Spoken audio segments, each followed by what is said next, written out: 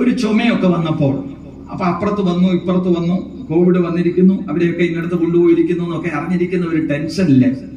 ഇതിന്റെ കുറെ കാര്യങ്ങൾ പറയാണ്, ബന്ധം അറിയാൻ പറ്റില്ല. ഞാൻ ടൈഗർ ബാം എടുത്ത് എന്റെ കയ്യെ തൂത്തിട്ട് ഞാൻ ഇങ്ങനെ മണപ്പിച്ച് നോക്കി, ഗന്ധം അറിയുന്നുണ്ടോ, കാരണം കോവിഡ് ആണോ എന്നറിയാൻ വേണ്ടി. അപ്പൊ ഞാൻ ചിന്തിച്ചത്, വർഷങ്ങളോളം സജ്ജനങ്ങളെ മരണഭയത്തിൽ നിന്ന് മുക്തനാക്കാൻ വേണ്ടി ഭാഗവതം പറഞ്ഞ് ഞാൻ എന്റെ മരണഭയം മാറിയിട്ടില്ല എന്ന് ഞാൻ തിരിച്ചറിഞ്ഞു. പറഞ്ഞാൽ മനസ്സിലാവുന്നുണ്ടോ?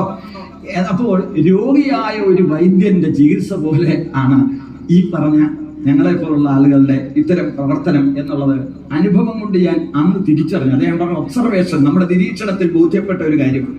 അപ്പൊ അവിടെ പുതിയ ഒരു സങ്കല്പത്തിൽ നമ്മൾ ശ്രീമദ് ഭാഗവതത്തെ കാണണം, യജ്ഞത്തെ കാണണം. അതിന് യജമാനന്മാർക്കും ശ്രദ്ധ വരണം, ഭക്തജനങ്ങൾക്ക് ശ്രദ്ധ വരണം. ഇത് പറയുമ്പോൾ പെട്ടെന്ന് ഞാൻ പറഞ്ഞ യാഥാസ്ഥിതിക സങ്കല്പത്തിൽ എന്റെ കൂടിനകത്ത് ഒട്ടിക്കിടക്കുന്ന ആളുകൾക്ക് പെട്ടെന്ന് വിരോധം വരാം.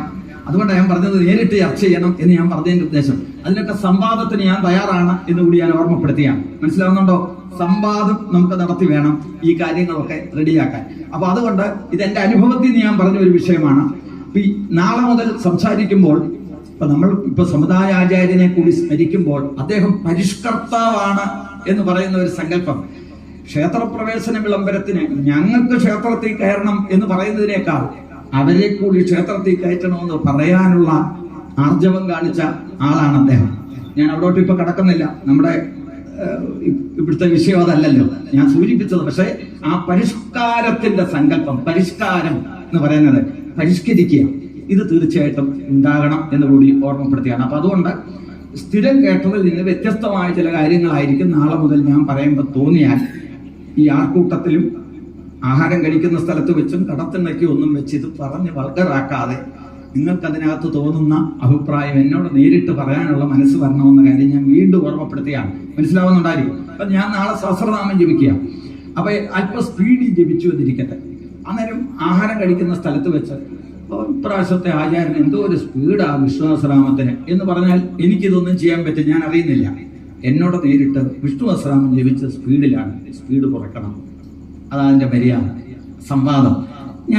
ഞാൻ വീണ്ടും അത് ചെയ്തില്ല എങ്കിൽ നിങ്ങൾക്ക് അതിനോട് മറ്റു രീതിയിൽ പ്രതികരിക്കാം. മനസ്സിലാവുന്നുണ്ടോ? അതല്ലാതെ നമ്മൾ എല്ലാവരുടെ ഉദ്ദേശം നമ്മൾ ധരിച്ചിരിക്കുന്നതൊക്കെയാണ് ശരി എന്നാണ് നമ്മുടെ എല്ലാം ധാരണ. അതിനെതിരായി കണ്ടാൽ നമ്മൾ പ്രതികരിക്കുന്നത് സംവാദത്തിലൂടെ ആയിരിക്കണം. ഇപ്പൊ നമ്മുടെ കുടുംബങ്ങളിൽ തന്നെ ആണെങ്കിലും അമ്മായിയമ്മയ്ക്ക് മരുമോളോട് പറയാനുള്ളത് നേരിട്ട് പറയാതെ അയലത്തെ വീട്ടിൽ ചെന്ന് പറയുക.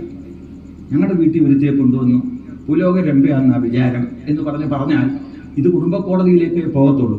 മോളോടെ പറയാൻ, മരുമോളോടെ പറയണം. അമ്മായിയമ്മയോടെ പറയാനുള്ളത് അവിടെ ഇവിടെ നടന്നല്ല പറയേണ്ടത്, അമ്മായിയമ്മയുടെ നേരിട്ട് ഈ സംവാദം ഉണ്ടാകണം. ഭാഗവതം, ഈ പുരാണങ്ങളെല്ലാം വ്യാസൻ അവതരിപ്പിച്ചത് സംവാദ രൂപത്തിലാണ്. ഈ ശ്രീമദ് ഭാഗവതം ആദ്യം തന്നെ തുടങ്ങുന്ന സൂതശമനക സംവാദം, വിതുരമൈത്രേയ സംവാദം, നിമി നവയോഗി സംവാദം, യുധിഷ്ഠിര നാരദ സംവാദം, വസുദേവ നാരദ സംവാദം എന്ന് പറഞ്ഞ കുറെ സംവാദങ്ങളിലൂടെയാണ് ഇത് അവതരിപ്പിച്ചിരിക്കുന്നത്. അപ്പൊ നമുക്ക് സംവാദങ്ങൾ ഉണ്ടാകണം എന്നാണ് എനിക്ക് പറയാനുള്ളത്.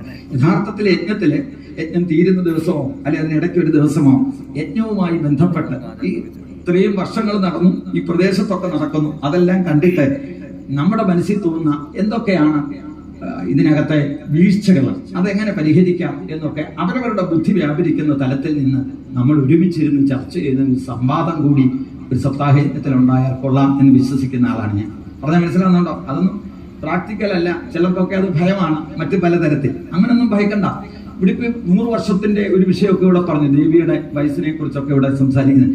ദേവി ഇവിടുത്തെ ക്ഷേത്രത്തിൽ 100 200 എത്ര വർഷമായാൽ തന്നെ ഈ അടുത്ത കാലത്തുണ്ടായിരിക്കുന്ന മാറ്റം, യജ്ഞം തുടങ്ങിയതിൽ പിന്നെ ക്ഷേത്രത്തിന് തീർച്ചയായിട്ടും ഭൗതികമായ അഭിവൃദ്ധി ഉണ്ടായിട്ടില്ലേ?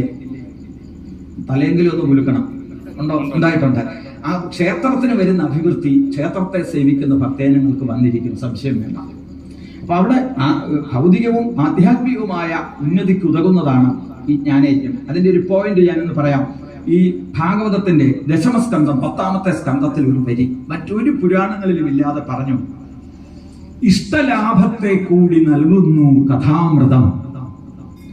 ഈ കഥയുടെ പ്രത്യേകത ഇഷ്ടലാഭം. അപ്പം ജീവിതത്തിൽ ദുഃഖിക്കുന്ന ജീവന്മാരായിരിക്കുന്ന നമുക്ക് നമ്മുടെ ദുഃഖനിവൃത്തി, ഇഷ്ടത്തെ സാധിക്കാൻ കൂടി കഴിയുന്നതാണ് ഈ ഗ്രന്ഥത്തിന്റെ പ്രത്യേകത. അതാണ് എന്ന് കൂടി ഓർമ്മപ്പെടുത്തുകയാണ്. ഇനിയും നേരത്തെ പറഞ്ഞ വാക്ക് പാലിച്ചുകൊണ്ട് ഈ ഭാഗവത മാഹാത്മ്യം തലേ ദിവസം പറയുന്ന ശ്രോതാവിന്, ശ്രവിക്കുന്ന ആളിന് കിട്ടുന്ന ഗുണം പറയുന്ന ആളിനേക്കാൾ വലുതാണെന്ന് അവതരിപ്പിക്കാൻ പത്മപുരാണത്തിൽ വേദവ്യാസൻ ഈ ഭാഗവത സപ്താഹ യജ്ഞത്തിന്റെ പ്രാധാന്യം പറഞ്ഞു വെച്ചു. ഒരുപാട് ഇവിടെ ചർച്ച ചെയ്തു. ഞാൻ അതിന്റെ വിശദീകരണത്തിലേക്ക് പോകുന്നില്ല, ഒരു പോയിന്റ് മാത്രം പറയാം. ആത്മദേവ ബ്രാഹ്മണൻ എന്ന് പറയുന്ന ബ്രാഹ്മണൻ സന്താനമില്ലാതിരുന്നതും